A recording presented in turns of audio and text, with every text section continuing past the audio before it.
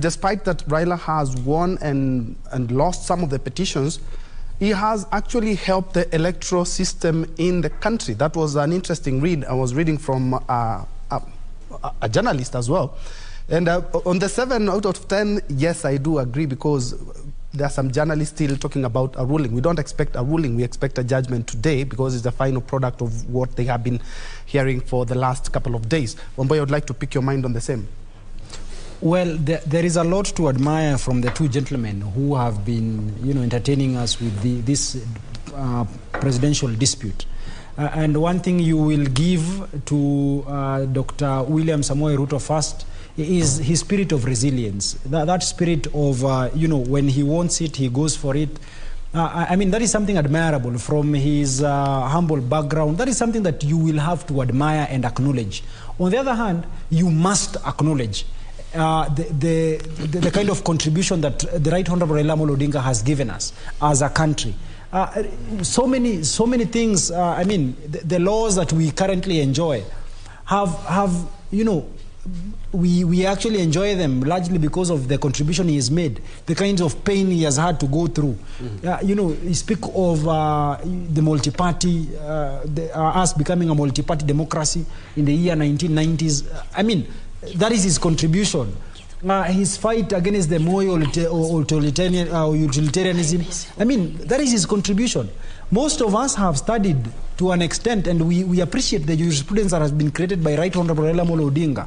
When you go to school, some of the things that lecturers teach is the jurisprudence that has emanated from the 2013 jurisprudence, which if Raila Amolo Odinga had not desired to go through that route, if he had not paid the security of cost of 1 million and paid the filing fees of 500,000 shillings, probably we will not have learned or gotten an opportunity to understand the law deeply the way we have understood it. Then, champions are actually made from people who try. Sometimes they fail, because if you do not try, there is no likelihood that you will ever succeed, you will fail.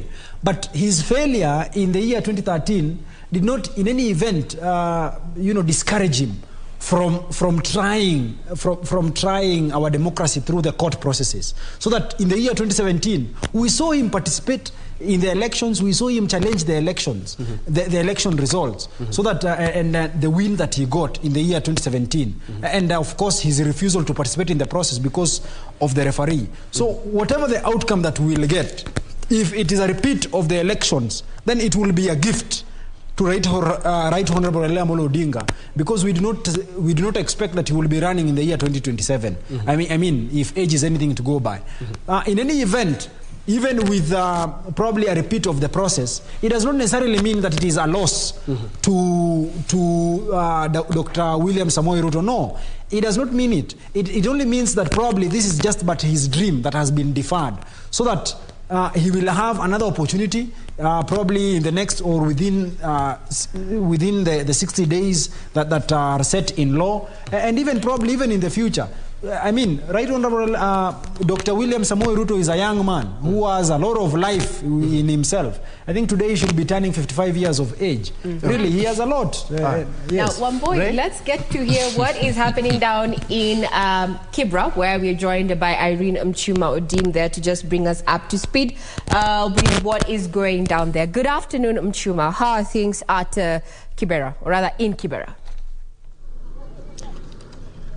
Regina, good afternoon. We are coming to you live at Kianda area in Kibera constituency.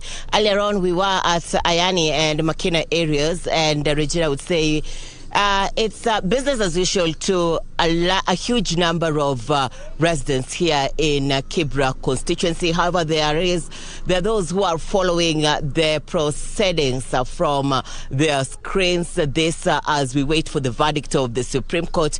Remember, Raila Odinga, who is the Azimio la Umoja presidential candidate, is also the ODM party leader. And Kibera constituency has time and again given him a back wherever he's making a move politically. And interestingly, Regina, Unlike what many people would anticipate, that many people will remain at home and not go back to the business, is business as usual for many residents here in Kibera constituency. In fact, the shopkeepers, the tailors, the welders are going on with their business as usual. The matatu operators, boda boda riders. Thank you very much. The 7 judges making their way that are about to take their seats. Remember, this particular 7 judges are made up of William Oko, as you can see on your screen, flanked by Njoki Ndongo having a seat, Isaac Lenaola, Smokin Wanjala, Philomena Mwili, who's a Deputy Chief Justice, and Martha. Let's have a listen in.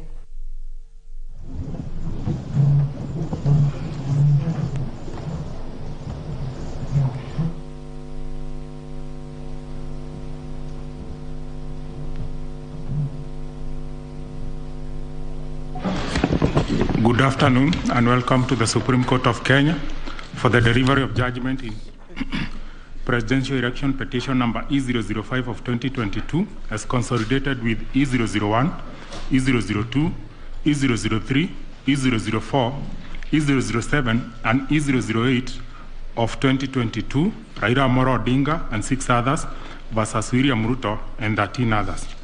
The Honorable Chief Justice and the President of the Supreme Court is presiding. Thank you. Very good afternoon, ladies and gentlemen. Yes, this is the judgment of the court, which is delivered pursuant through to Rule 23(1) of the Supreme Court Presidential Election Petition Rules 2017 in the presidential election held on the 9th August 2022. This is an abridged version of the judgment. The full judgment will be delivered after 21 days. Kenya is a sovereign multi-party democratic state whose foundations are firmly spelled in the Constitution. The Kenyan people's quest for electoral reforms since independence is well documented. That notwithstanding, and even without going back to the pre-1992 era, every cycle of elections has been highly contested, with the exception of 2002. This speaks to a background of distrust of the administration of our electoral process. Informed by this setting, Kenyans made a decision to vest the Supreme Court with the jurisdiction to determine questions regarding the validity of a presidential election under Article 140 of the Constitution. The reactions following the declaration of results of the presidential election of 9th August 2022 shows that the Independent Electoral and Boundaries Commission, IEBC, has not yet garnered universal public confidence and trust in the internal management of the Commission and elections. On the 15th August 2022, 6 days after the general elections were held, Mr. Wafula Chebukati, the chairperson of IEBC, announced the following results.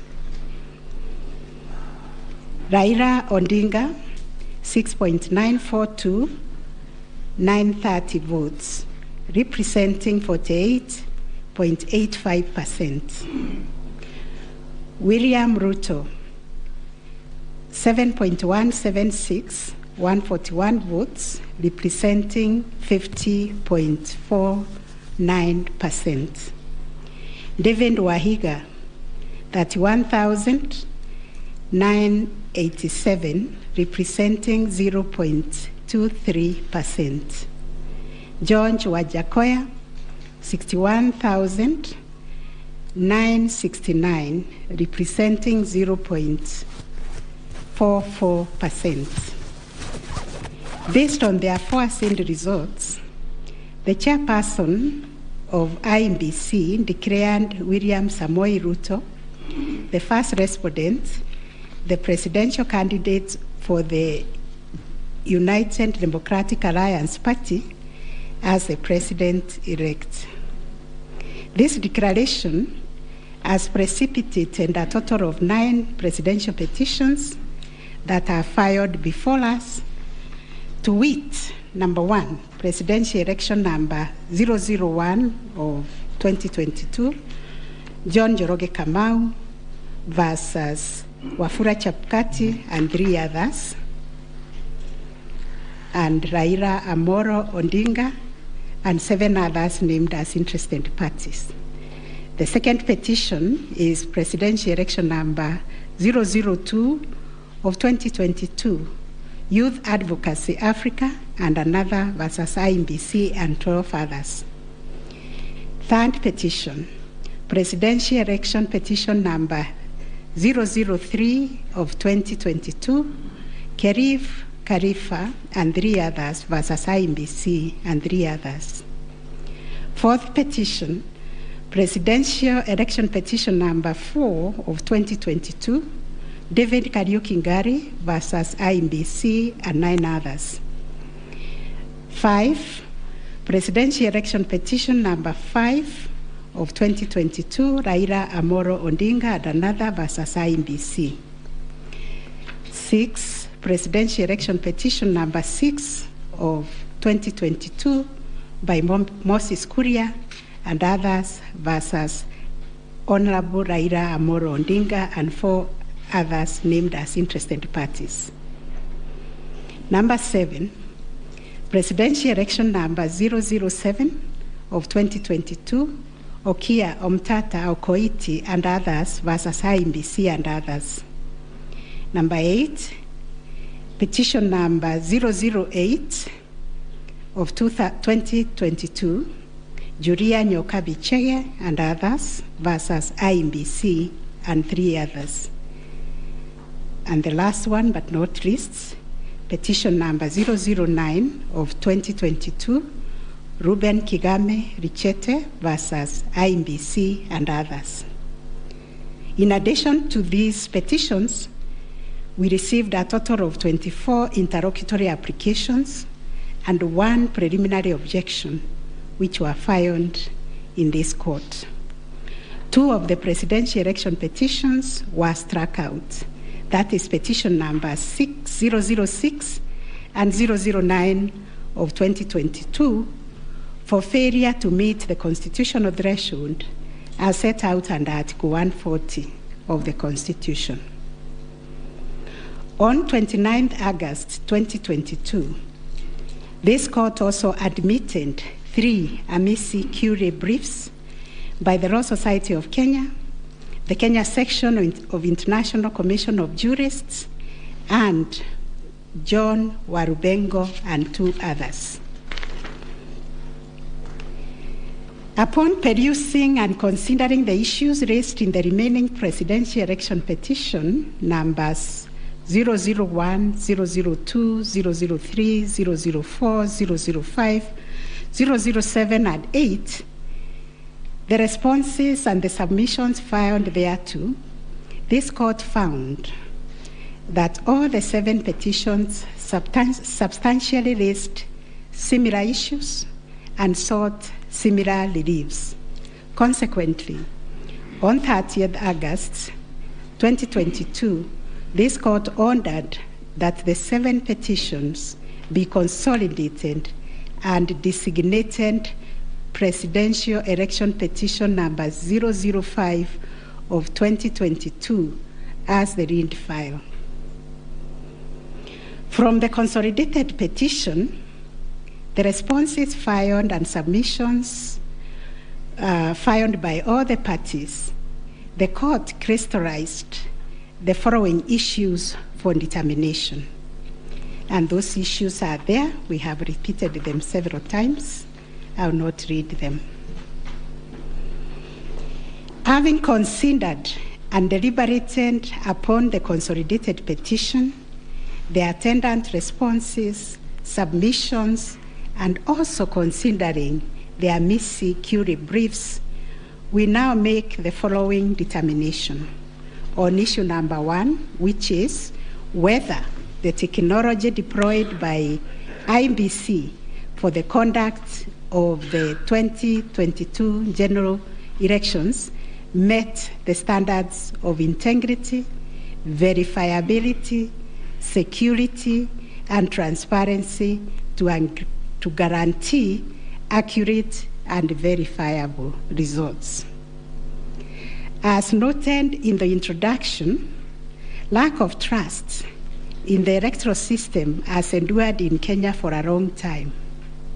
This led to the introduction of electoral technology following recommendations made by the Independent Review Commission on the general elections held on the 27th December 2007, popularly known as the Kibera Commission report. That report recommended integration of technology into Kenya's electoral process for registration, identification of voters, and transmission of results. These were enacted in Section 44 of the Elections Act 2011. By this statute, IEBC is enjoined to adopt technology in the electoral process. As a consequence, the IEBC developed a technology known as Kenya Integrated Electoral Management System, KIMS, making Kenya's election process an hybrid as it employed both technology and manual processes. The first, third, and fourth petitioners in the consolidated petition challenge the technology used by IEBC during the 2022 general election. They plead that the manner in which technology was deployed and utilized fell short of the prescribed constitutional and statutory standards. As regards the audit of the register of voters, they urge that IEBC, pursuant to its elections operations plan, committed itself to conducting an audit of the register of voters by 31st March 2022.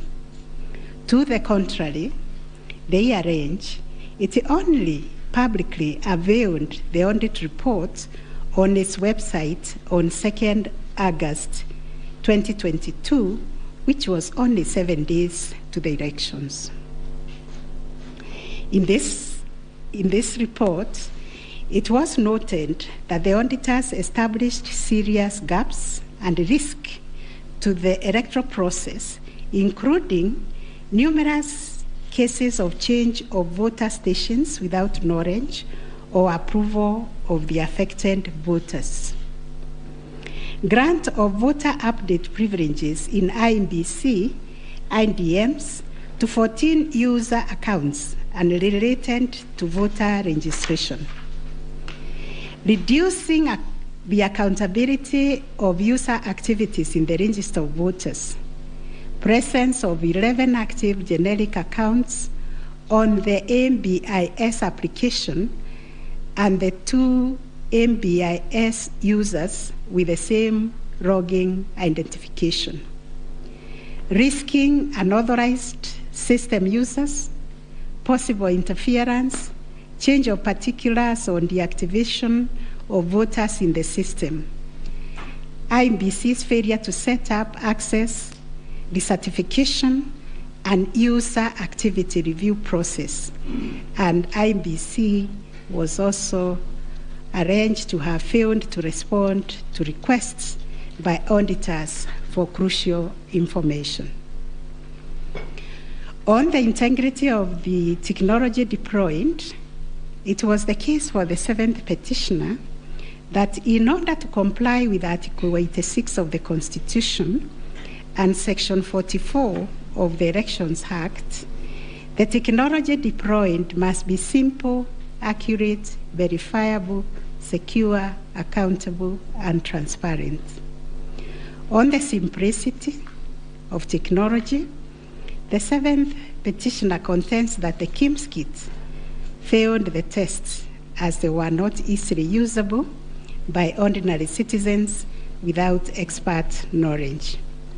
They further assert that IEBC was expected to procure and put in place a technology necessary for the conduct of the general election at least 120 days before the election and ensure consultation with the relevant agencies, institutions, and stakeholders.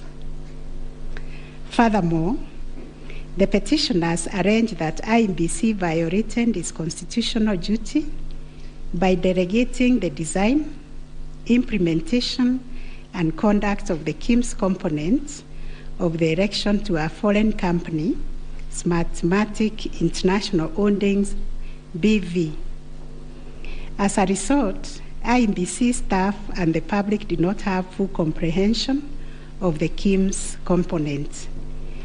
They conclude, therefore, that IEBC abdicated and surrendered its role to conduct elections to Smartmatic, and that IEBC vigorously fought any attempt to subject Smartmatic's activities to accountability and transparency, including the safeguards required by Regulations 61, 69, and 75 of the Elections General Regulations 2012. In response, IEBC has submitted that the electoral system met the constitutional threshold, that all the necessary information was accessed only by the authorized persons. The information was accurate, complete, and protected from malicious modification, either by authorized or unauthorized persons.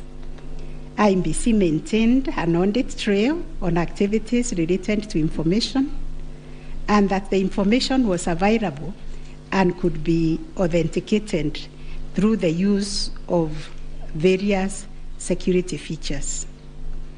In further response, IEBC contended that they engaged KPMG on 7th April 2022 to conduct an audit of the register of voters, which was submitted on 18th June 2022.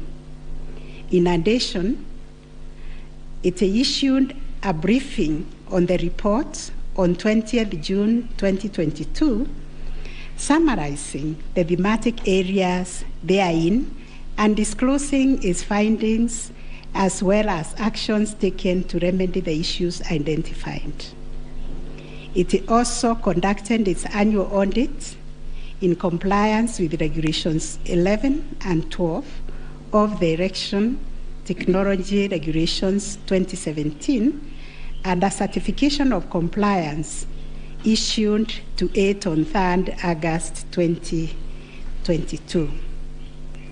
IEBC relied on sworn affidavits by Michael Ouma, Moses Sunkuri, and Hussein Majan on 26th August 2022, which were to the effect that it published the interim report by KPMG on 8th June 2022 and embarked on remedial measures aimed at effecting the recommendations ahead of publication of the final report.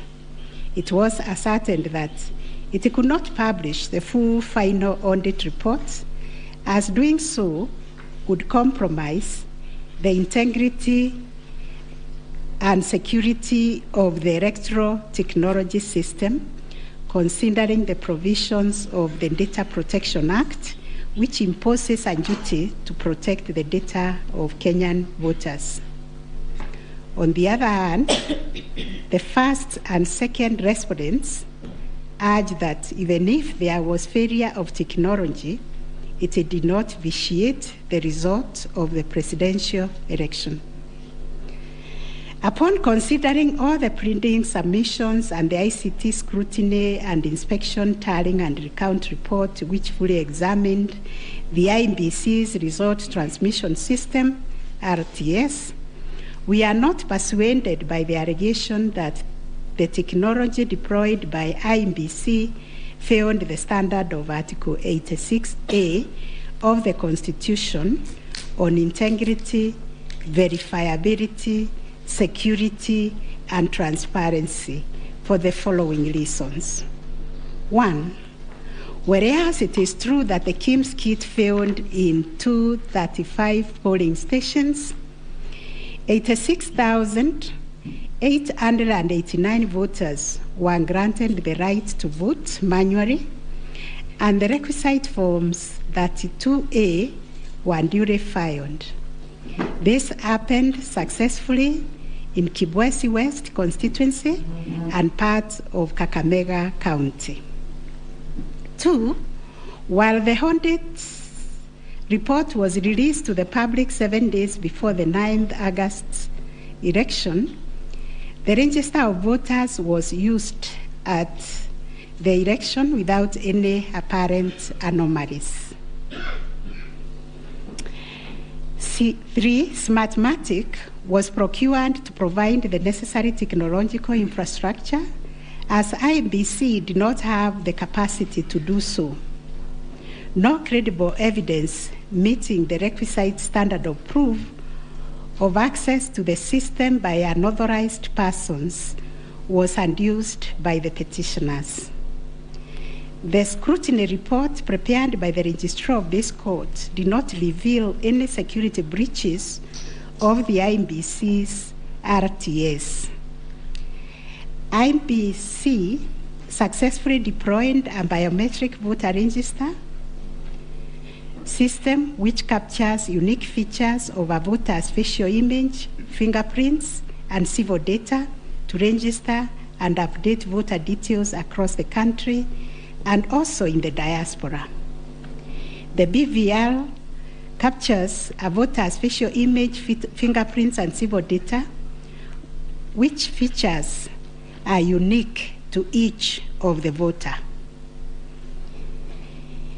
In compliance with Section 6A of the Elections Act 2011, IEBC opened the register of voters for verification of biometric data by members of the public for a period of 30 days. Thereafter, the register was revised to address issues arising from the verification exercise. KPMG then audited the register, and we are satisfied that the inconsistencies and inaccuracies identified during the audit were somewhat successfully addressed. The second issue was whether there was interference with the uploading and transmission of Forms 34A from the polling station to the IEBC public portal. The first petitioner arranged staging that a person who had access to the RTS intercepted, detained, or stored Forms 34A temporarily to convert or manipulate it before uploading it on IEBC's public portal. It is arranged also on 11th August 2022, IEBC dumped over 11,000 Forms 34A on the public portal between 11 to 11:09 hours. To rebut this allegation, IEBC and its chairperson, in their response dated 26th August 2022, denied staging and unauthorized intrusion of the RTS. In that regard, they urge that every image of Form 34A was uploaded immediately after the transmittal of results. The form was received as evidence by the timestamp. Similarly, the first respondent denied these allegations. Our finding: 1, no credible evidence was presented to prove that anyone accessed the RTS to intercept, detain, or store Forms 34A temporarily before they were uploaded to the public portal. The allegation that 11,000 Forms 34A were affected by staging was similarly not proved. 2, the allegation that IEBC, its officials and strangers used a tool to tamper with the Forms 34A before converting them to the portable document format, that is PDF, that eventually appeared on the public portal, was sufficiently explained when IEBC demonstrated how KIMS captured and transmitted the image of Form 34A. Accordingly, we dismiss that allegation. 3, during the ICT scrutiny, it turned out that the transmission logs produced in the affidavit of Justice Nyangaya were of no probative value. The registrar's report shows that the original Forms 34A from the contested polling stations, which were allegedly intercepted, were exactly the same as those on the public portal, and the certified copies that were presented to this court pursuant to the provisions of Section 12 of this Supreme Court Act 2011. 4, regarding the allegation that the integrity of the public portal was compromised, this was disproved by evidence of consistent attributes such as unique timestamps, uniform PDF conversions at the polling stations, correct polling station mapping, and consistent KIMS reporting from verification to transmission of results. 6, the RTS was configured on a virtual platform network, VPN, and the SIM cards locked to a specific polling station. The server was also configured to accept results only from authorized and properly mapped KIMS kits. In our view, the petitioners failed to produce credible evidence to the contrary.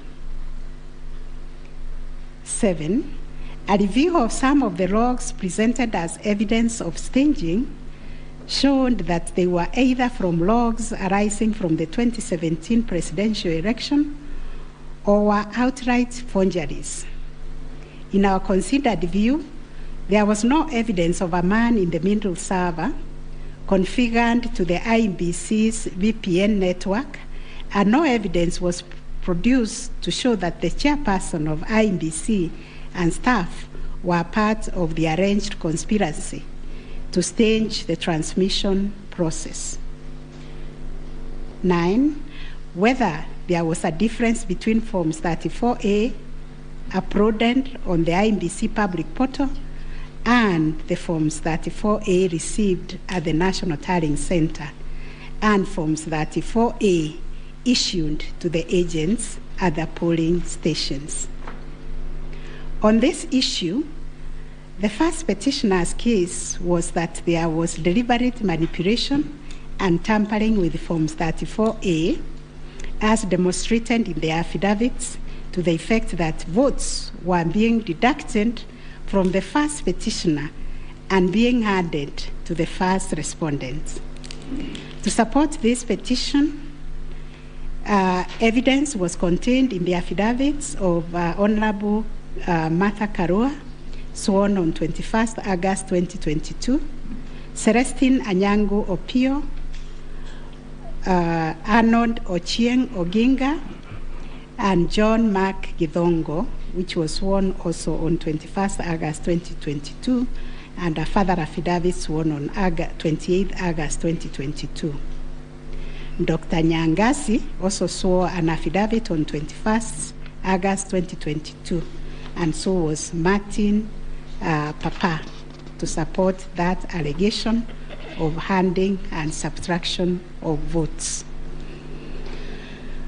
On the other hand, IEBC and its chairperson urged that all Forms 34A transmitted to IEBC portal were not interfered with or manipulated.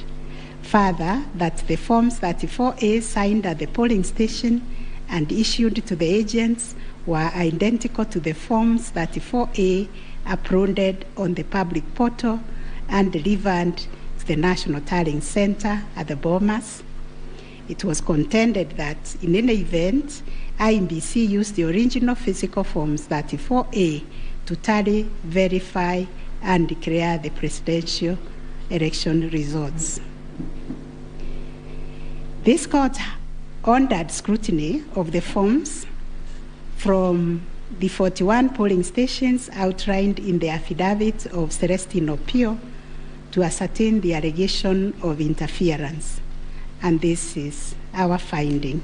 1, there were no significant differences captured between the Forms 34A uploaded on the public portal and the physical Forms 34A delivered to Bomas that would have affected the overall outcome of the presidential election.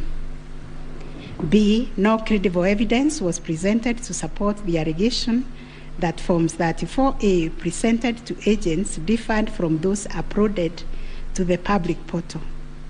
The report by the registrar of this court confirmed the authenticity of the original forms in the sampled polling stations. The affidavits of Celestine Opio and Arnold Ochieng Oginga, while containing sensational information, were not credible, as the registrar's report confirmed that all the Forms 34A attached to those affidavits and purportedly given to them by the agents at select polling stations were significantly different from the originals, certified copies, and those on the public portal. The purported evidence of Celestine Opio and Arnold Oginga, sworn in their respective affidavits, are not only inadmissible, but are also unacceptable.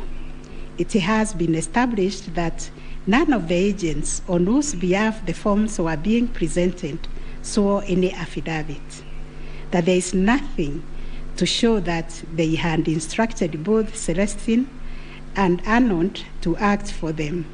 Yet the two have gone ahead to depone on matters that are not within their knowledge.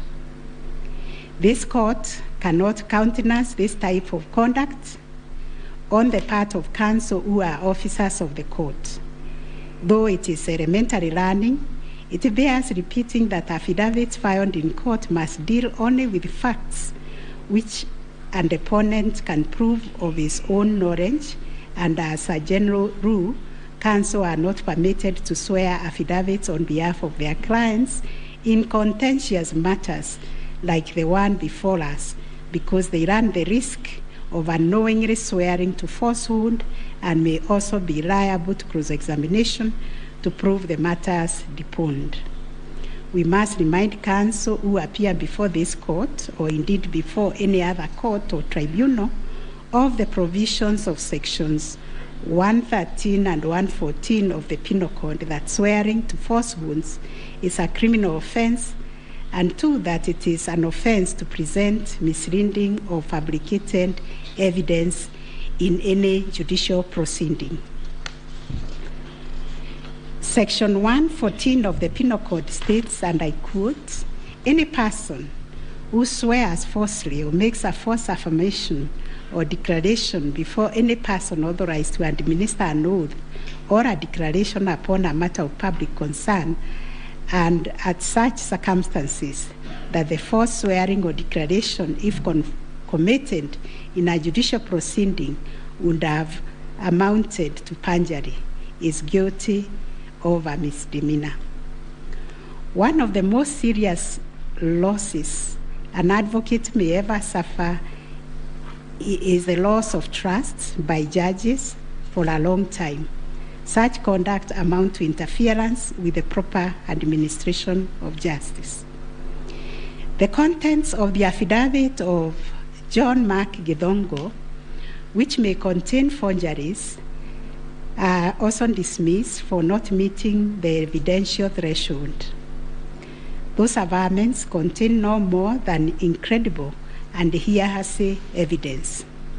No admissible evidence was presented to prove the allegation that Forms 34A were fraudulently altered by a group situated in Karen under the direction of persons named in the affidavit and video clip attached to it.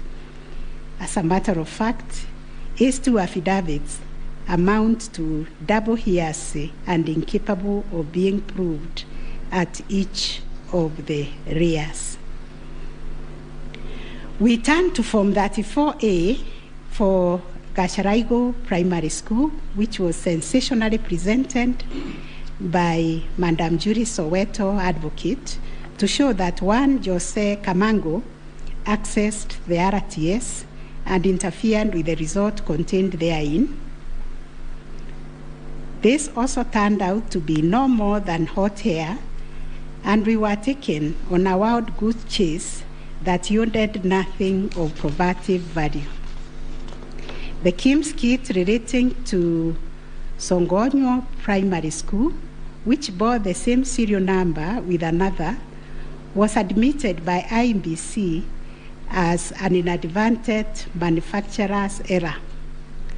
We are also satisfied that the two kits and other identifying features that were markedly different, including the timestamps and polling code, and therefore nothing turns on this anomaly.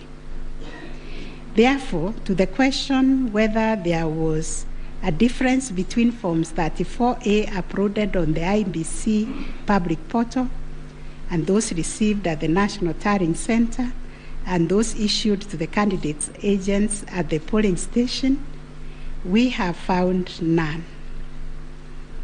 Issue number 4, on whether the postponement of gubernatorial elections in Kakamega and Mombasa counties, parliamentary elections in Kitui, Rural, Kachiriba, Rongai, and Pokot South constituencies, and electoral ones in Nyaki West, in North Imenti constituency, and Koanjenga in Embakasi South constituency, resulted in voter suppression to the detriment of the petitioners, and especially in petition number 5 of 2022. It is common knowledge that IBC postponed elections for various seats during the general elections of 9th August 2022 due to mix-up of ballot papers in the above-named electoral units. It is the combined case of the first and second petitioners that, in terms of Articles 136, 2A, 177(1), and 181, as read with Article 1 of the Constitution, the chairperson of IBC had no jurisdiction to postpone elections in those areas. That Section 55B of the Elections Act is inconsistent with the Constitution and therefore void to the extent that it purports to donate to IBC power to postpone elections in the constituency, county, or ward, contrary to the Constitution, and the postponement undermined the conduct of free, fair, credible elections by depriving the voters an opportunity to vote for all the candidates on the dates stipulated by the Constitution. The petitioners further contend that the postponement of elections and the overall effect of suppressing voter turnout in the electoral units in question, which was prejudicial to him. Both the first and third petitioners also believe that elections were deliberately postponed in Kakamega and Mombasa counties, it was arranged that these areas are considered to be first petitioner strongholds, and as such, the postponement of elections worked to its disadvantage and handed that benefit to the second respondent.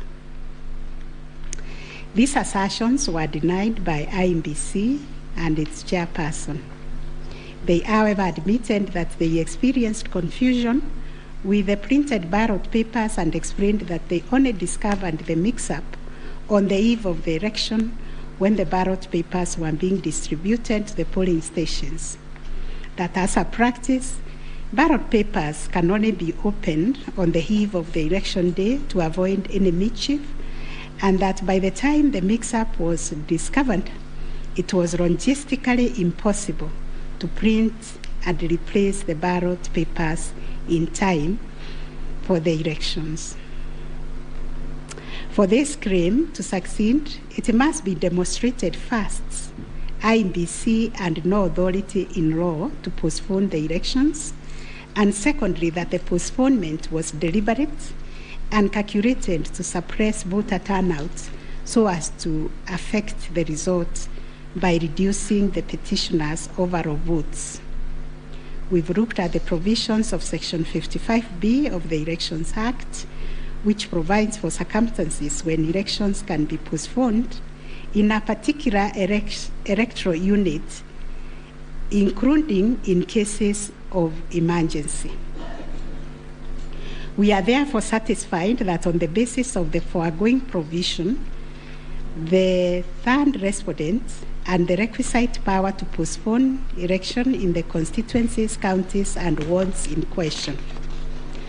Concerning the allegation of voter suppression, we note that voter suppression is generally recognized as a political strategy which takes many forms, but whose practical effect is ultimately to reduce voting by deliberately discouraging or preventing targeted groups of people from exercising their right to vote and thereby to influence the outcome of an election. It therefore goes against the letter and the spirit of Article 38, which guarantees every citizen the right to make political choices based on universal suffrage.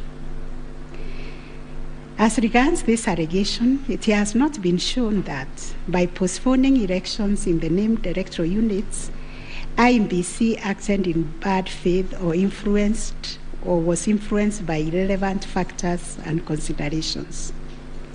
From the explanation tendered, we are satisfied that the postponement was occasioned by a genuine mistake, which in our view could have been avoided and the members and staff of IMBC been more diligent when they went to inspect the templates in Athens, Greece, where the printing of ballot papers was undertaken. In the absence of any empirical data, we cannot find a basis upon which to conclude, as a matter of fact or evidence, that the postponement affected voter turnout, as a consequence of which the first petitioner alone, as a presidential candidate, suffered disadvantage. At any rate, the nature of the ballot being an individual decision and secret, there may be other factors to which the turnout in the named units can be attributed. From the evidence on record, however, it appears to us that 2022 general election recorded one of the lowest turnouts since the introduction of multi-party political system some 30 years ago.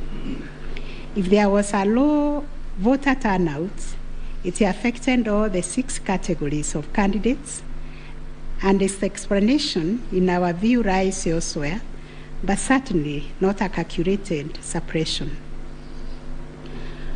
On the other hand, in rebuttal to these claims, IMBC illustrated with examples to our satisfaction that there was no nexus between the postponement of elections and voter turnout in the affected units, far from the fact that this claim was undoubtedly just another red herring. It has nothing to do with the question under review, and accordingly we reject it and own that there is no proof that the postponement resulted in voter suppression to the detriment of the first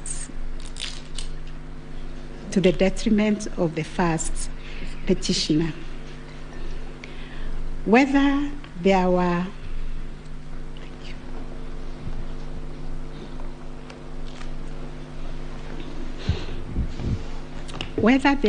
unexplainable discrepancies between the votes cast for presidential candidates and other elective positions.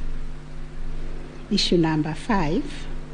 The first petitioner was categorical that there was systemic ballot stuffing in certain counties, mainly in the Rift Valley and central parts of Kenya, where, according to him, a total of 33,208 votes were cast for president only, without corresponding votes for the other elective positions. On the part of IEBC and the chairperson, while acknowledging that indeed in some instances there was vote differential between those cast for president and for other positions, but maintained that they were insignificant, and those instances related to votes by prisoners and citizens in the diaspora who only vote for the president but did not take part in other elective positions. The differential also includes rejected ballot papers and stray votes which do not count as valid votes. The well-established principle that the person who asserts a fact must prove it casts the burden upon the first petitioner to demonstrate that there were instances of ballot stuffing of such a magnitude as to justify the nullification of the presidential election. Ballot stuffing, which is an illegal addition of extra ballots, is a type of electoral fraud aimed at swinging the results of an election towards a particular direction. Not a single document has been presented by the first petitioner to prove systemic ballot stuffing. A figure of 33,208 votes relied on in this claim is based on unproven hypothesis that since the number of votes cast for the president is higher than those for other positions, then, without more, it must follow that there was fraud. We find that fraud is a serious criminal offense, and it must be proved beyond reasonable doubt under Section 5N of the Election Offences Act. It is indeed an offense for a person to vote more than once in any election. IEBC has provided a plausible explanation for the vote differential, citing categories of voters who only vote for the president, such as prisoners and Kenyans in the diaspora. There were an insignificant number of stray votes whose combined effect cannot justify nullification of the election. Finally, on this point, a general election in Kenya comprises of 6 different separate elections held concurrently on the same day. Such elections are held by secret ballots, and one cannot predetermine the voter turnout or how voters will vote in each election. None of the parties has flagged anything so significant that it would have affected the outcome of the presidential election vis-a-vis the other 5 elections held on the same day. We find, therefore, there were no unexplainable discrepancies between the votes cast for the presidential candidates and other elective positions. On issue number 6, whether IEBC carried out the verification, tallying, and declaration of results in accordance with Article 138, 3C, and 138.10 of the Constitution. This issue arises from the printings in all the petitions as consolidated. Based on the said printings, the affidavits sworn in support thereof, and the written and oral submissions by parties, two viewpoints regarding the meaning, scope, and application of Article 138, 3C, and 10 of the Constitution have been advanced. On the one hand, the petitioners submit that pursuant to the foregoing provisions, the role of verifying and tallying of votes as received from polling stations countrywide is vested in the Commission as a corporate entity and not the chairperson of the Commission. It is their argument that the chairperson cannot undertake this task to the exclusion of other commissioners.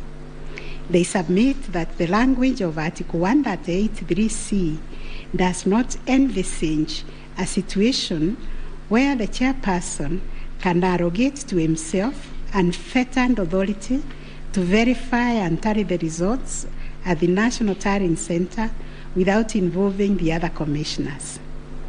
Such action, they contend, would not only be unconstitutional, but would be sufficient ground without more to nullify an election of a president-elect.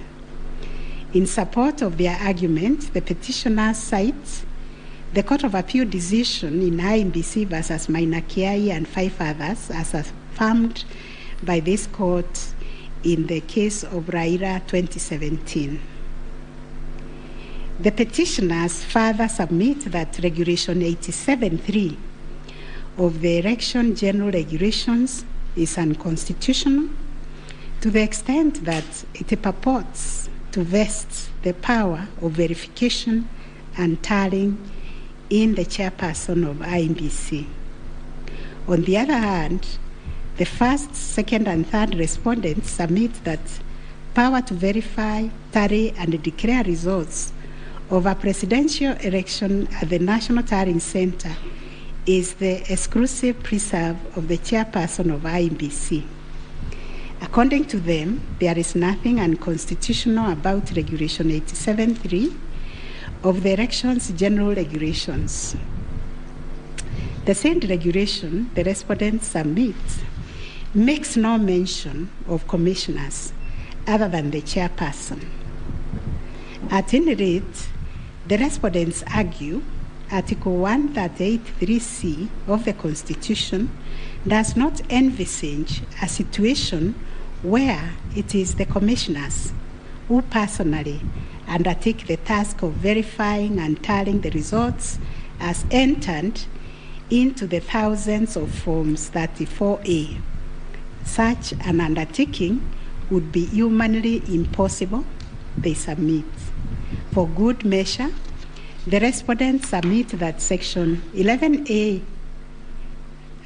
of the IMBC Act provides that the chairperson and members of the Commission are responsible for the formulation of policy and strategy of the Commission and oversight. In their view, the Act does not contemplate a situation where commissioners would be directly involved in the verification and tabulation of presidential election results. The task of verification and tallying, as stated by the respondent, is executed by the staff of the Commission under the direction and supervision of the Commission Secretary, who in turn reports to the chairperson.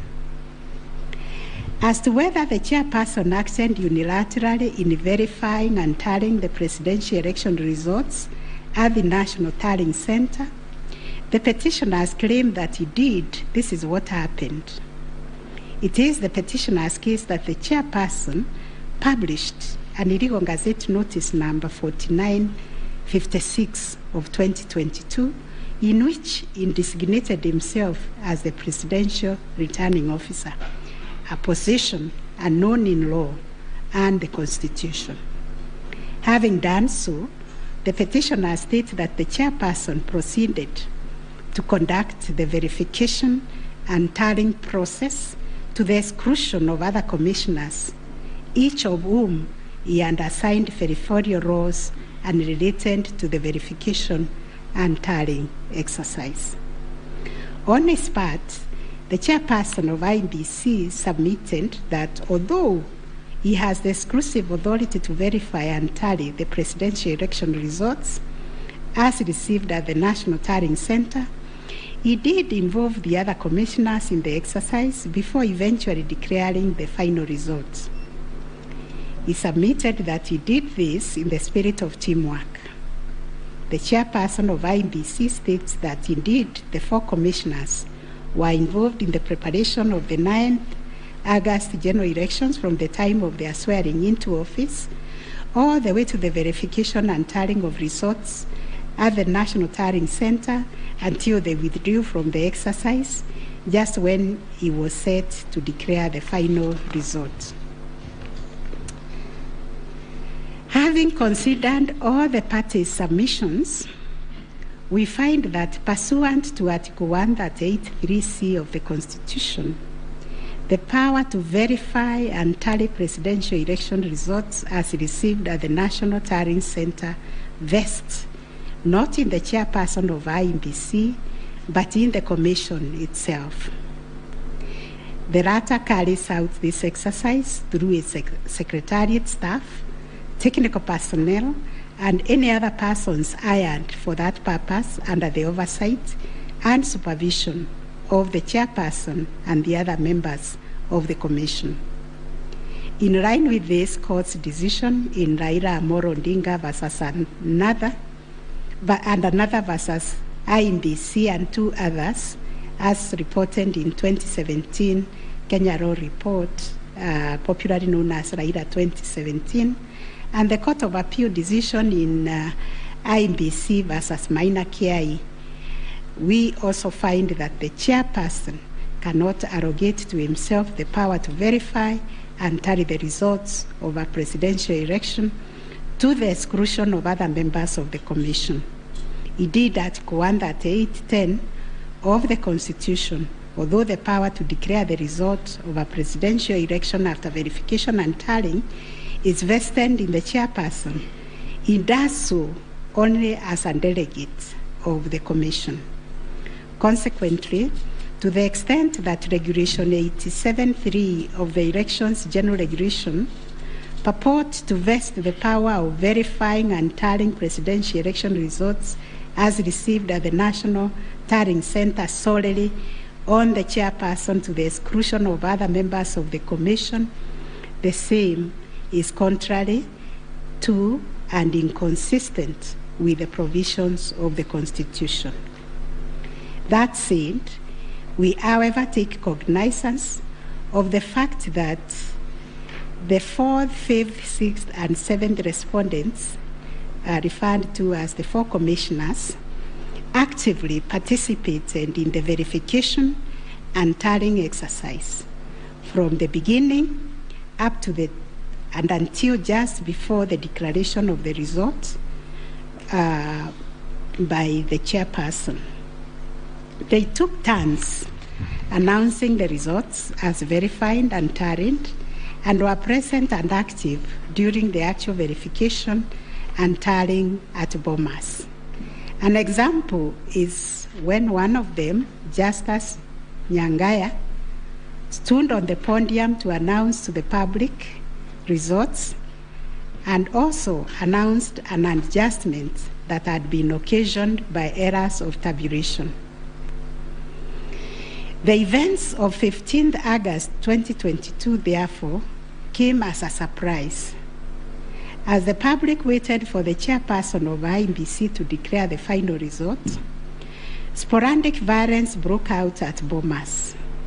The violence swiftly was contained by the security forces, but there was unexpected drama as 2 different factions of the Commission began to emerge. Kenyans found themselves watching an appalling split-screen scenario on their television sets. On one part of the screen was the chairperson readying himself to declare the results in accordance with Article 138(10) of the Constitution. On the other part of the screen were the 4 commissioners on the runs of the Serena Hotel, Nairobi, from where they announced that they would not own the results that were soon to be declared by their chairperson. The 4 commissioners informed the public of their rejection of the yet-to-be-announced results, terming them opaque due to the manner in which the chairperson had been conducting the verification and tallying exercise. In his affidavit dated 25th August 2022, Justice Nyangaya averred that the chairperson's actions during the tallying and verification exercise at Bomas made it difficult to ascertain the total number of votes cast and the actual number of votes attained by each candidate, so as to enable him authoritatively state the commission and declared accurate results. All the petitioners have anchored their arguments for the nullification of the 9th August presidential election in Taharia on the walkout from the Bomas by the 4 commissioners. They contend that by rejecting IEBC's results on grounds of opaqueness of the verification and tallying process, they called into question the credibility of the entire election. They further submitted that being in the majority out of the 7-member commission, their view should prevail and the election should be nullified. It is the petitioner's argument, therefore, that a dysfunctional commission cannot deliver a credible election. We note that apart from their 11th hour denunciation of the verification and tallying process and their averments regarding the conduct of the chairperson, the 4 commissioners have not placed before this court any information or documents showing that the elections were either compromised or that the result would have substantially differed from that declared by the chairperson. Critically, they have not explained why they participated in a verification process when they knew that it was opaque up until the last minute. Indeed, at the Serena Hotel press briefing, the 4 commissioners acknowledged that thus far the entire election had been managed efficiently and credibly. The chairperson on his part did not make matters any better by maintaining a stoic silence, even as things appeared to be falling apart. All this, in our view, points to a serious malaise in the governance of an institution entrusted with one of the monumental tasks of midwifing our democracy, an institution that obviously needs far-reaching reforms, of which we shall say more in our detailed reasons. But are we to nullify an election on the basis of a last-minute boardroom rapture, the details of which remain scanty and contradictory between the chairperson of the commission and some of its members? In the absence of any evidence of violation of the Constitution and our electoral laws, how can we upset an election in which the people are participating without hindrance, as they made their political choices pursuant to Article 38 of the Constitution? To do this would be tantamount to subjecting the sovereign will of the Kenyan people to the quorum antics of IEBC. This we cannot do. Clearly, the current dysfunctionality at the Commission impugns the state of its corporate governance, but does not affect the conduct of the 2022 election.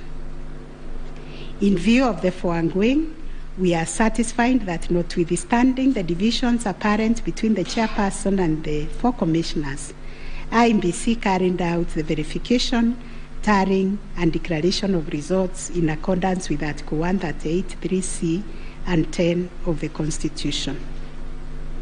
Issue number 7, whether the declared President-elect attained 50+1 of all the votes cast in accordance with Article 138 of the Constitution.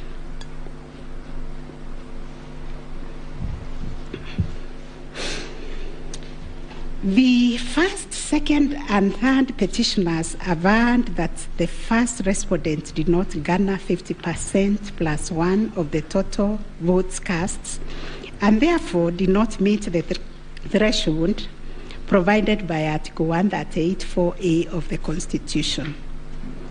They anchored their claims on the basis that in order to determine whether a candidate has attained 50%+1 of the votes cast, this ought to be calculated based on the total number of votes cast, excluding rejected votes. They argued that 50% of 14,353,165 votes, in their view, were the valid votes cast, which amounted to 7,176,582.77 votes. They therefore contended that by attaining 7.176141 votes, the first respondent did not meet the constitutional threshold to be declared president-elect. Supporting the claim that the first respondent did not meet the 50+1 constitutional threshold was the sixth petitioner. His contention was founded on the backdrop of a press briefing issued by the chairperson of IEBC after the official closure of voting on 9th August 2022. According to the sixth petitioner, the chairperson of IEBC announced that the voter turnout was 65.4% of the total number of registered votes based on the verification of the KIMS kits which were functional during the process of voting. In addition, the sixth petitioner urged that the voter turnout of 65.4% did not include some 238 polling stations where the KIMS kit had malfunctioned, necessitating use of the manual register. It was therefore urged that the minimum number of votes cast could not be less than 14,466,779. Additionally, that this number was bound to increase once the number of votes from the areas that used the manual register were included. The sixth petitioner further claimed that a summation of the minimum number of votes cast and untallied manual votes would represent the actual voter turnout. In challenging the declaration made by the chairperson of IEBC, the sixth petitioner averred that the final tally, published in Form 34C, only accounted for 14,326,641 votes cast, including some 113,614 rejected ballots. The sixth petitioner contended that this tally did not factor in some 140,138 votes cast using the manual register. The sixth petitioner computed this number by subtracting 14,326,641 declared votes cast from 14,466,779 generated by the sixth petitioner as representing 65.4% of the voter turnout. Referring to the tallies in Form 34C, the sixth petitioner summed the number of votes cast for each candidate as follows: Raila Odinga, 6,942,193; William Ruto, 7,176,141. Wahiga Mwaura, 31,987. And George Wajakoya, 61,969, adding to a total of 14,213,027. He then added 138,000 arranged to be entered in the booths, and this yielded a total of 14,353,165 total valid votes, which the sixth petitioner used to compute the percentages garnered by each candidate as follows. William Ruto, according to him, garnered 49.9%, Raila Odinga 48.3%, Wahiga 0.22%, and Wanjakoya 0.3%. It is on this basis that the sixth petitioner grounded the claim that none of the candidates met the constitutional threshold as set out in Article 138(4)(a). IEBC and its chairperson disputed the sixth petitioner's claim. They submitted that the declaration of results is based on the number of people identified as having voted on the KIMS kit and not the total persons on the voters' register as arranged. They contended that the final voter turnout, comprising of the voters who were identified through the KIMS kit and those who voted manually, was 64.76% and not 65.4% as arranged by the petitioners.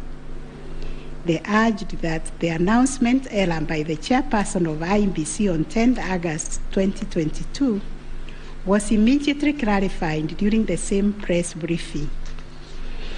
And evidence of this correction was provided to this court in an affidavit of the first and second respondents in Presidential Election Petition number 7 of 2022. According to IEBC and the chairperson, 14,239,862 voters were identified using the KIMS kit, while 86,889 voters were identified using the printed voter register. Therefore, the total valid votes cast were 14,213,137, while the total number of rejected ballots were 113,614, constituting 14,326,751 total votes cast. They illustrated that the first respondent garnered 7.176,141 votes against 14,213,137 total valid votes cast, yielding a percentage of 50.49 to meet the requisite constitutional threshold for a candidate to be declared president-elect. In the upshot, the percentage attained by each candidate was as follows: Raila Odinga 48.84%, William Ruto 50.48%, Wahiga Mwaura 0.22%, and George Wanjakoya 0.43%. IEBC and its chairperson also submitted that the KIMS kits malfunctioned in 235 polling stations, necessitating the use of the printed voter register. In these polling stations, backup KIMS kits were later deployed for purposes of results transmission. The first respondent, in response to the question of 50+1 constitutional threshold, maintained that he attained the threshold under Article 138(4) of the Constitution as elaborated by the IEBC and the chairperson. This court has considered the differing formulas and threshold arguments presented by various parties to this petition, while the first, second, and third petitioners raised pertinent questions connected to this issue.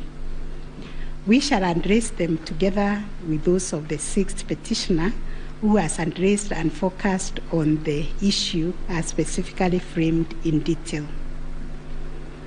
It must be restated that the case made by the sixth petitioners concerns a data-specific threshold as enunciated under Article 138(4) of the Constitution, that without attainment of which there can be no declaration. This data-specific threshold is what these courts declared in John Arun Mwau and two others versus IBC and others. Petitions numbers 2 and 4 of 2017, consolidated, referred to as the ultimate yardstick for determining the winner in a presidential context.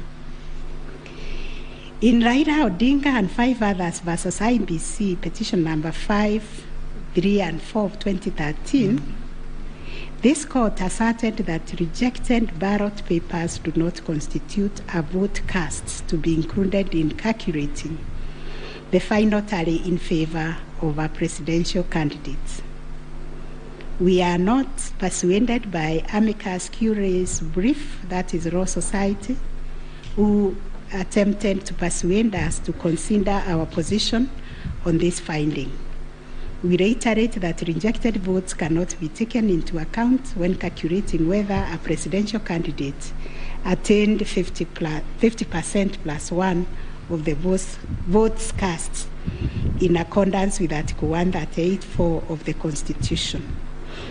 Similarly, in the same Raila 2013 case, the court further laid down the parameters of burden and standard of proof in electoral disputes. More specifically, the burden and standard of proof required in disputes challenging the outcome of a presidential election. And this is what the court said, I quote, "In the case of data-specific electoral requirements, such as those specified in Article 138(4) of the Constitution, for an outright win in the presidential election, the party bearing the legal burden of proof must discharge it beyond any reasonable doubt." The question that follows was whether the petitioners challenging the attainment of 50% plus 1 constitutional threshold and the computation by the sixth petitioner in general met the standard of proof settled by this court in Raila 2013 case.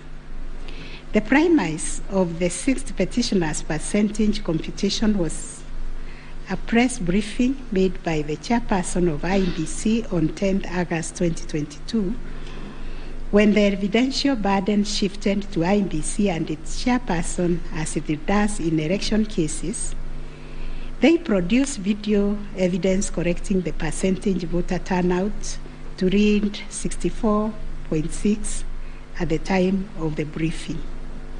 This percentage, however, did not include reports from all the Kim's kits and 86,889 voters who were identified manually using the printed register of voters. In our view, the assertion by the sixth petitioner that the percentage voter turnout was firstly predicated on the uncorrected percentage given by the chairperson of IBC was negated by evidence adduced to prove the correction. Secondly, the sixth petitioner based his percentage of voter turnout on the total number of registered voters, while the chairperson of IBC made reference in the press briefing to the number of registered voters who were identified through the Kim's kits progressively. The sixth petitioner also asserted that rounding off of votes cast in a presidential election as a means of assessing the threshold under Article 138(4) of the Constitution kills and bars voters, which is illegal and unconstitutional. We have deliberated on this proposition and found that it is not mathematically sound and that the rounding off done by IEBC and the chairperson was correct. Consequently, we find that the petitioners did not provide a watertight case to warrant the setting aside of the results of the presidential election on the basis of not having met the threshold provided under Article 138(4)(a) of the Constitution. On the voter turnout, therefore, we find that the formula predicated on the number of voters identified through KIMS kits progressively and used by IEBC and the chairperson to generate a percentage of 64.76% was correct. Having settled the issue of voter turnout, we must ask ourselves whether in the making of the declaration, the chairperson of IEBC applied the formula in Article 138(4) of the Constitution, which is total votes cast less rejected votes divide by 2 must always give 50% plus 1 vote. Given the numbers that were presented to us by IEBC and the chairperson, this would translate to 14,213,137 divided by 2 plus 1, which makes 7.106569.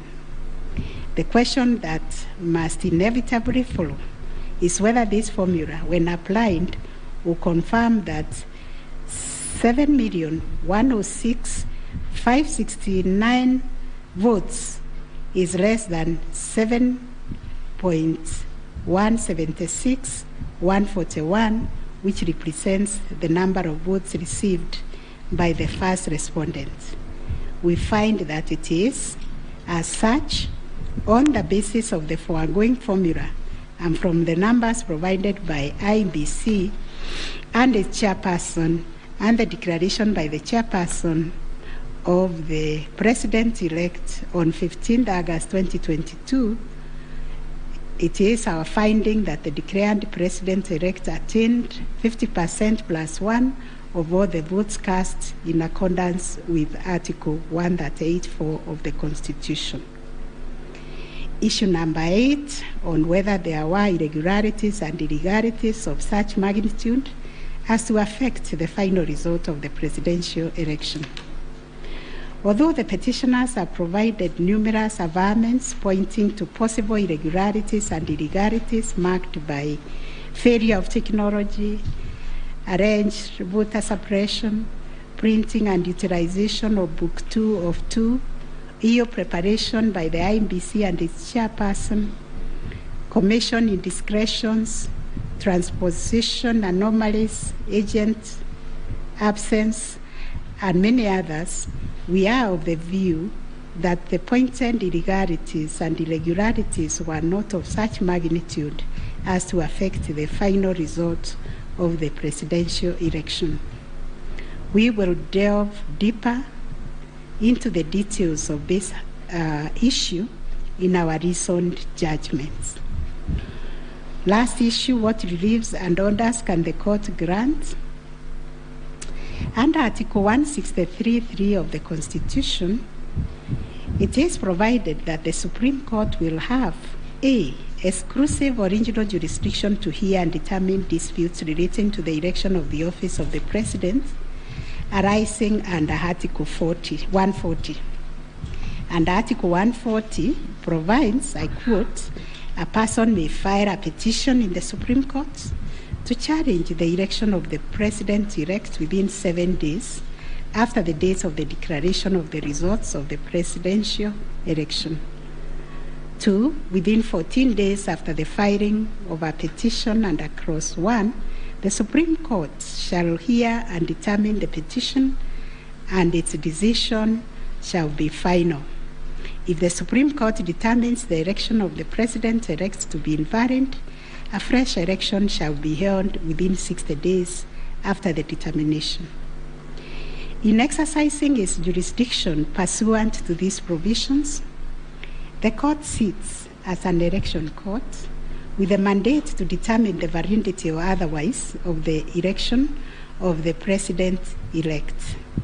It is clear to us that the jurisdiction of the court is quite circumscribed in terms of the orders or reliefs it can grant following the hearing and determination of the election petition under Article 140 of the Constitution.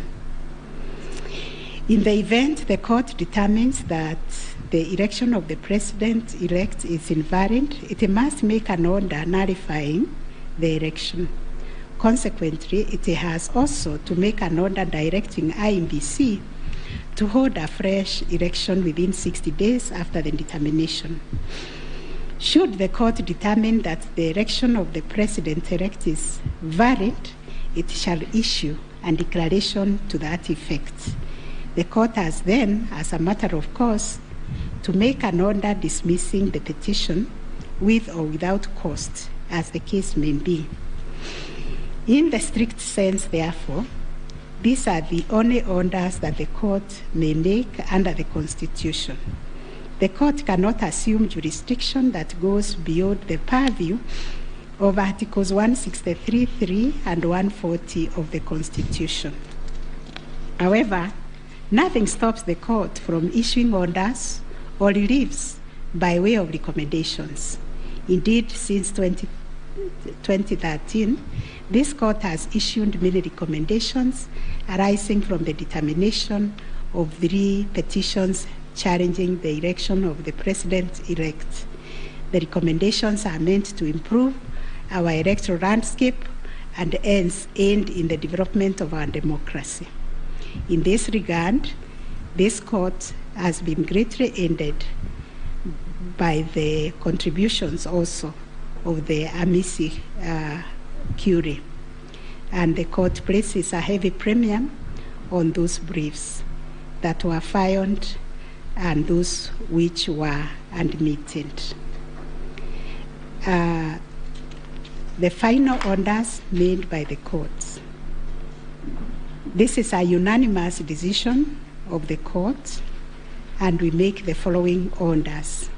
1, the presidential election petition number E005 of 2022 as consolidated with the presidential election petition numbers E001, 2, 3, 4, 7, and 8 of 2022 are hereby dismissed. As a consequence, we declare the election of the first respondent as president-elect to be valid under Article 143 of the Constitution. This being a matter cutting across the public interest, we order that each party do bear their own costs. It is so ordered. And finally, the court has asked me to also acknowledge, although we'll do it in the long draft, the enormous contribution made by counsel in these proceedings, and also the orderly way the counsel, all the advocates and parties conducted themselves. They remained seated throughout the proceedings. That is the judgment of the court, a unanimous one. We shall issue a media summary to help the media summarize the case. I think that is all. Thank you very much for coming.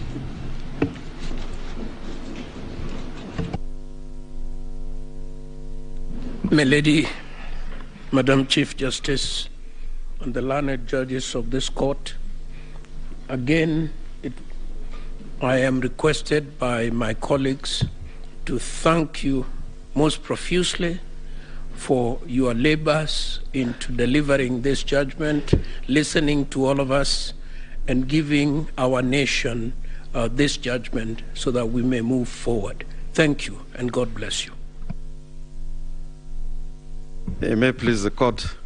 It is not true that I asked the Attorney General Emeritus to talk on our behalf. Next time you should talk to me.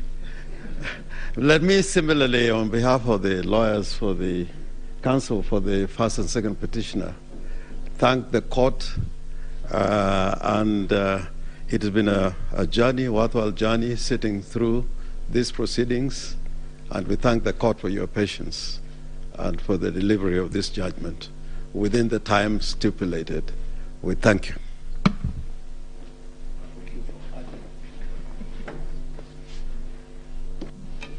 Madam President, members of the court, I wish to request just a couple of minutes for the chairperson of the Law Society of Kenya to make a few remarks in appreciation of the work that the court and Kenyans have done on this exercise, if you allow.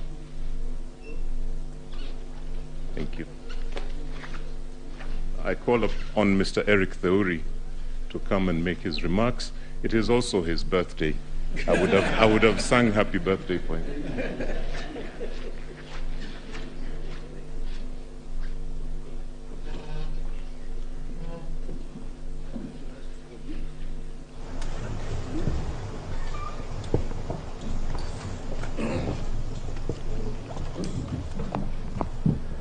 My Lord, the Chief Justice of the Republic of Kenya, the President of the Supreme Court, the Deputy Chief Justice and all the Justices of the Supreme Court, I think it would only be fair that I make my remarks after counsel for the respondents, Senior Fred Ngatia, makes his remarks to the court.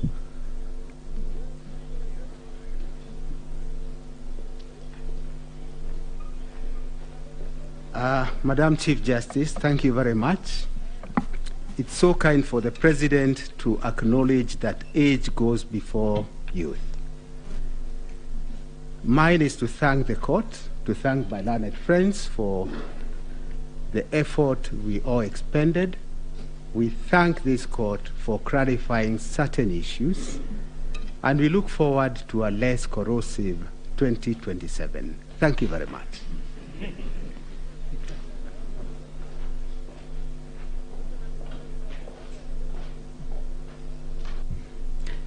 Madam Chief Justice, Madam Deputy Chief Justice, it's so nice to have two madams at the same time, and members of the court. Since there are only men talking, I decided that I should become a woman and talk. It's become too much of a male affair in here. But on behalf of the, well, I think we were the third petitioner, I wish to thank you, and you've clarified the Regulation 87.4, which I was feeling very passionately about, that it was unconstitutional from what I've heard. But thank you very much for the time you spent, and we do apologize if at times we looked like hooligans. I mean, you have said we behaved well, but we didn't behave as well as we should have. But thank you very much for your time and for delivering this judgment.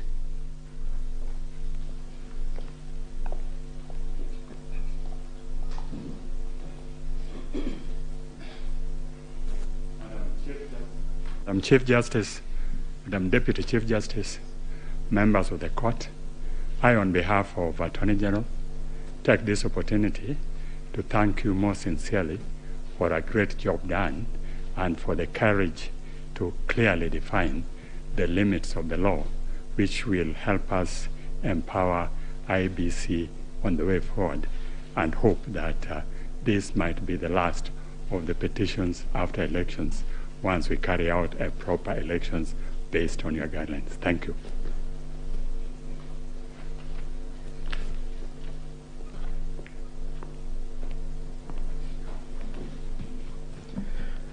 The Chief Justice and the Justices of the Supreme Court, on a light note, my members would be extremely worried if we take the submissions of Senior Counsel Orengo that this should be the end on account of fees.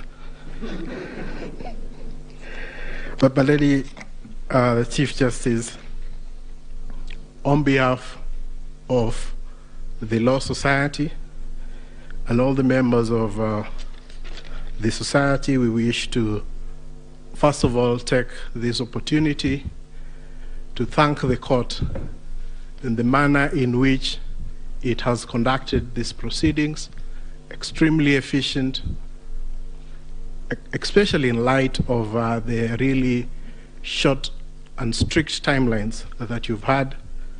But the management of the proceedings, the manner in which the court adopted a somewhat inquisitorial nature to the conduct of these proceedings is something that as a society we have noted, and we wish to commend the court. And we do hope that the other courts, as they determine any petitions, election petitions that will go before them, will similarly adopt such inquisitorial attitude, so that we try and really enrich the process that these proceedings intend to achieve. Secondly, I wish to also thank the council, all the advocates who have appeared before you. They have demonstrated extremely high standards of decorum and courtesy, and have also demonstrated a flair for persuasion of the court, including the use of PowerPoints, and of course the now famous Pinky Pinky Ponky mimic. But all that really, I'm sure, has demonstrated, especially to the younger members of the society, how to conduct themselves before the court and how to really prepare a persuasive brief. And we thank all the advocates who appeared before this court for the good work that they have done. And of course, as a society, we feel extremely proud that they have been able to raise the profile of the advocates in this country a notch higher from their presentation. So, my lady and my lord, it's not lost to us that at the end of these proceedings, and once we are able to get your judgment after 21 days, that it is democracy and the Kenyan people who are the winners. The decision today, in a way, validates the choices that were made by the Kenyan people on the 8th of August, and they also help to build confidence in the institutions that manage the elections and the court. We recognize that no country is born as a democracy, and that it is a process, and the process of challenging an election, as has happened before this court, is part of the processes of building confidence within the electoral system. And we thank all the petitioners for choosing to challenge the results before this court. But at the end of the day, Kenya stands tall as a beacon of democracy, and we're very grateful that we've had this opportunity also as a law society to appear before the court and to give an amicus brief which the court has had time to consider. So we thank you and we wish you a good day. I know it has been a long 14 days, but you can rest, and we'll be looking forward to the decision that you deliver within 21 days. Thank you so much, my lady and justices of the Supreme Court.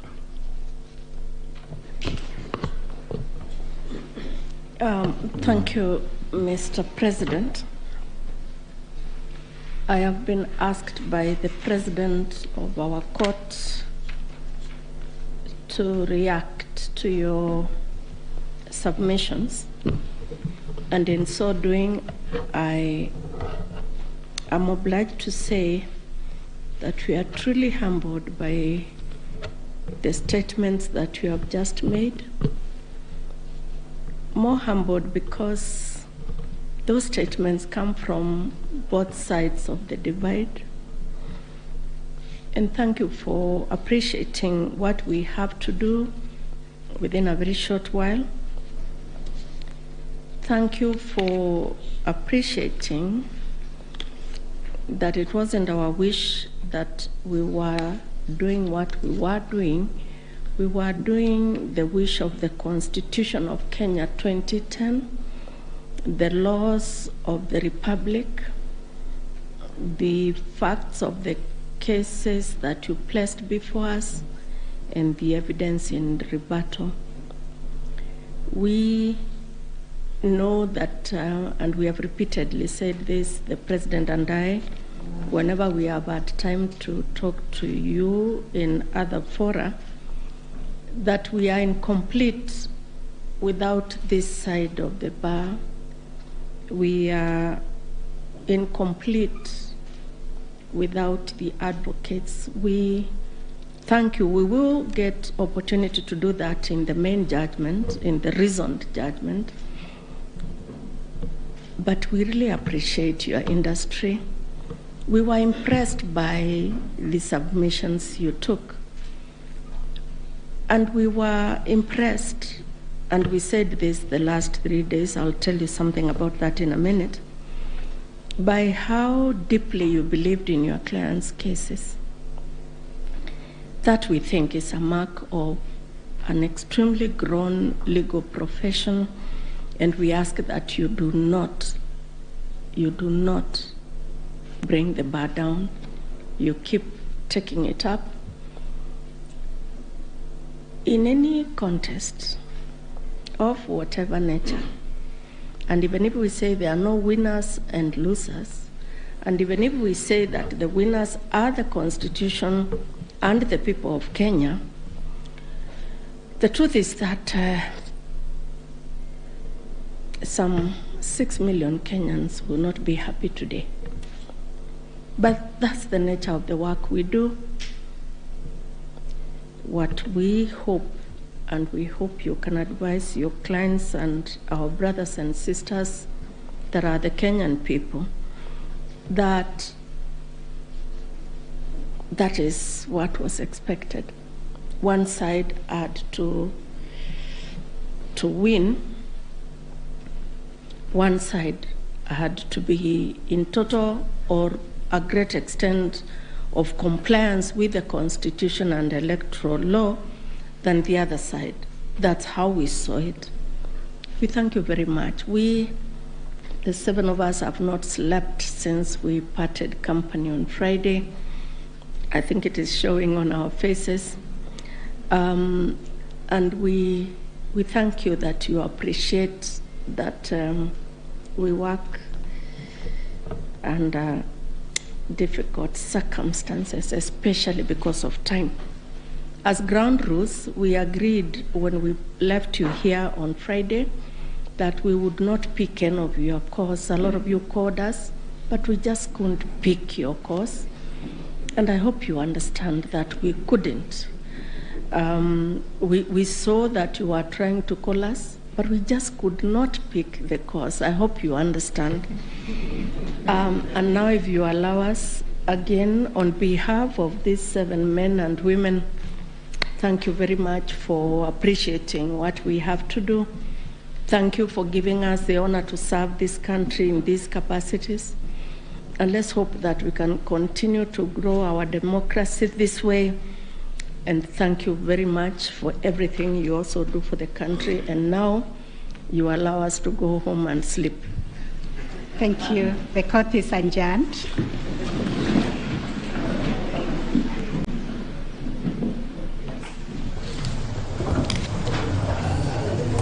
Kim.